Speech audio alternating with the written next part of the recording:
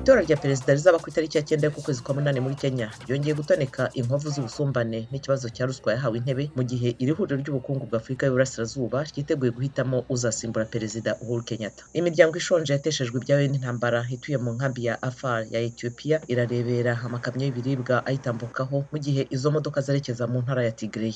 Abo bavuga ko batereranywe n'amahanga yibanze ko bari mu ntara ya Tigray. Abanyazimbabwe bahindukiriye ubucuruzi bw'ibyuma bishaje bashaka ikibaramutsa mu gihe ubuzima buhenze burushaho kubabaza abaturage bari basanzwe bafite ibibazo by'ibiribwa byiyongeraho ubushomeri buri ku rugero rwo hejuru. Muri Ghana hari umwana wapfuye amaze kwandura virusi ya Marburg. Umuyobozi wa OMS yabivuze ejo kuwa kabiri. Iyo ndwara imaze guhitana abantu 3 kuva yadutse mu gihugu. Dusubiye muri Zimbabwe, abagore mu karere ka Domboshava kazwi cyaneho imisozi kagejejwemo amagara akoreshwa n'umuriro w'amashanyarazi mu mushinga uterwa inkunga n'ubumwe bw'Uburayi ugamije gufasha abahinzi baciriritse.